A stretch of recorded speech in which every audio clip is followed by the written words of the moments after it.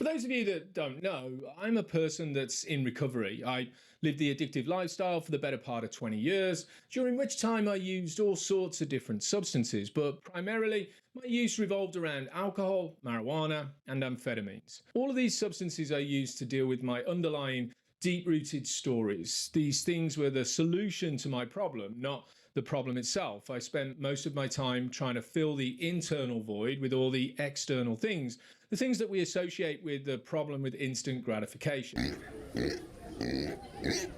Over the years, I've had several failed attempts at changing my use of substance, trying to live a better lifestyle. And usually this meant me taking on all sorts of different things in an attempt to create my own version of recovery, which was one where I was still able to do certain things, hang out with certain people, and go to all the same places that I wanted to go to. The problem with this approach was that I was never able to maintain this way of being for an extended period of time. Usually it would fall apart after about 3 or 4 weeks, at which time I'd slowly slip back into my old behavioural patterns. And every time I tried to step into the latest version of how I was going to change, people who were trying really hard to support me would begin by reminding me of all the fundamental principles and concepts of building a recovery lifestyle. No matter what program of change we get into, these basic fundamental principles always seem to be the same right across the board. We have to learn how to own our emotions. We have to accept the way things are and the way things have happened in the past. And above all else, we have to learn how to practice one of the most difficult things for us to practice: accountability.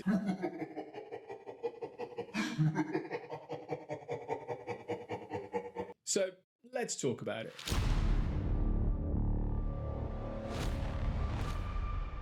I have to say, right from the start, that there's a part of me that thinks if this video were to go viral, which I highly doubt it will, this is a really difficult topic for some people to first agree with and, dare I say, even like. Mainly because in a lot of circumstances, accountability only seems to apply to the person that's been identified as having an addictive, obsessive, or compulsive coping mechanism. In recovery circles, we're told time and time again that we have to be accountable. We have to practice acceptance, change the way we see things, and sometimes we even have to shift into a way of being that conforms to what other people want if we want to be a part of a particular community. And there's also a little part of me that feels like this is one of the reasons recovery communities can be quite isolated places to be at times, cut off from other people because there's a sense of safety in a space where people follow the same principles and philosophies of living a certain lifestyle. When we're looking at things from a DBT and schema therapy perspective, living the life we want to live and being the person we want to be in the areas of life that are important to us,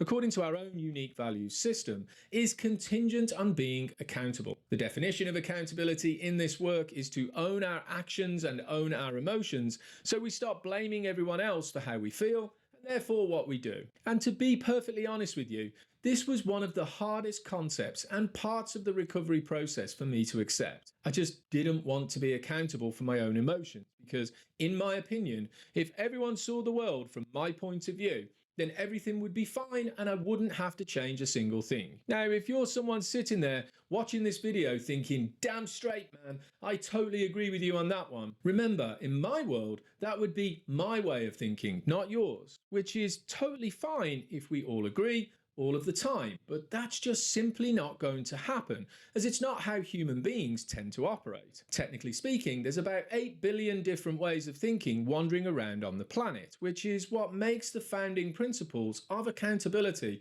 such an important part of what we do. Owning our emotional experiences and the stories we generate that create these experiences actually means we take control of our actions back from other people. In the past, when I was blaming others for how I felt and therefore what I did, they could play me like the metaphorical jukebox. In other words, people put their money into the jukebox that was me, they pushed all the buttons that they wanted to push, and I'd play the exact song that they wanted me to play. Being accountable for my emotions and owning my stories meant that they can push all the buttons on the jukebox they want.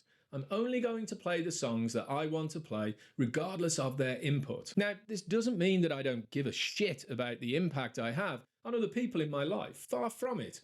This is the beauty of accountability. If I own my emotions and the stories that create them, I own my behaviours too. And this is exactly the same for you. Dude, what the fuck?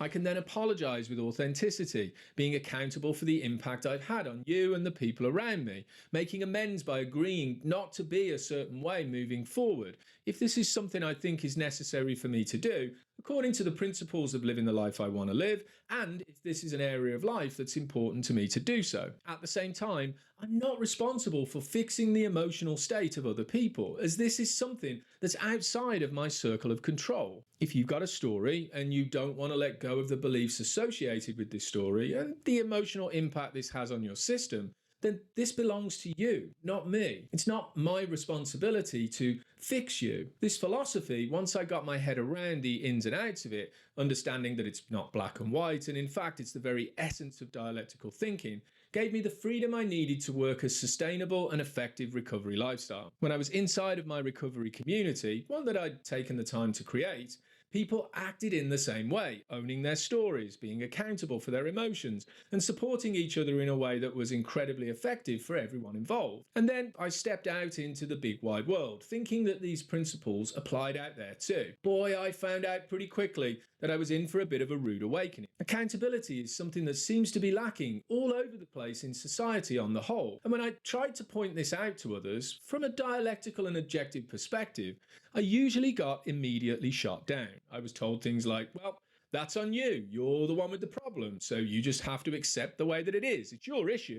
You're the one that has to change, not us. And I'm not really sure why this pushback happened. Maybe it's the fear of what it means to own emotional experiences for those that don't believe there's any need for them to change. Maybe it's connected to a judgment for actions that might have been taken in the past. Or maybe it's tied to a perception of cancel culture and the shame connected to the rejection we might feel if we admit we played a role in the way things previously played out. Whatever it is, I actually really don't know. But clearly, there's some type of story that stops certain people connecting with others in this way. And obviously, this doesn't happen all of the time. There are people in the world that I've engaged with who actually appreciate this way of being. Accountability is something they kind of buy into. They already follow the same principles themselves. These are usually people who seem to have a pretty secure attachment style, a healthy sense of self, and little to no issues regarding unmet childhood needs and the maladaptive early childhood schema that go along with them. At the same time, there were and still are a lot of people who don't want to be accountable, and I was definitely one of these people myself in the past. When in this state of mind, we don't want to own our feelings or actions, choosing instead to blame others for how we feel, and in turn for what we do. And this isn't only tied to the people inside and outside of recovery circles, because it's all over the place. But remember, accountability is something those of us who try to live a recovery lifestyle, we're reminded of it all the time. For a person who's in recovery, especially one that's trying really hard to make the changes being asked of them, a lack of accountability from others can lead to a bit of a pushback of our own within our personality system, one that causes disconnection,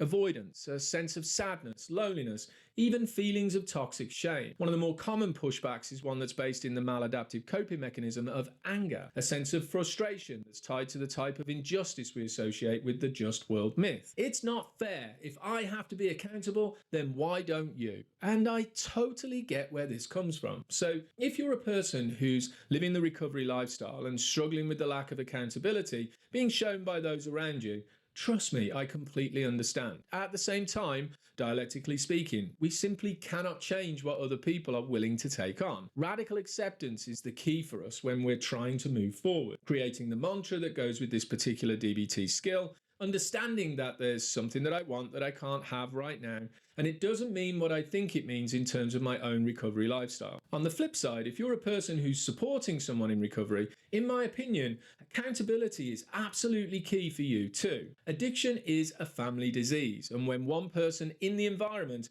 goes into recovery, it's really helpful if everyone in the environment goes into recovery too. And this can be a difficult thing for people to take on. Trust me, I totally get it. It's a massive emotional roller coaster for everyone involved, working out if we're able, capable, and willing to be who we want to be in this important area of life. It's also essential to remember that people change at the pace that they can change. And this is something we have to learn to accept on both sides of the equation. Sometimes it takes a significant period for people to learn the concepts of accountability. And this is completely okay. If I apologize and you don't want to accept that, you're allowed to set the boundaries you want to set for you. If I own my emotions and the stories that activate them, then I can be the person I want to be inside of the relationship dynamic, regardless of what's going on. Consistently demonstrating this new way of being and shifting the filters that other people might hold for my past actions. At the end of the day, if everyone has a willingness to be accountable, we have a reciprocating relationship dynamic. And this is absolutely key for our success. Guys, I hope this video gave you some insight for why accountability is important for everyone to take on. If you want to know more and you're open to this type of conversation, come join our community in the weekly online meetings that we facilitate at the Liberation Place. Thanks for watching. Hope to see you again soon. Take care, be safe, and be well.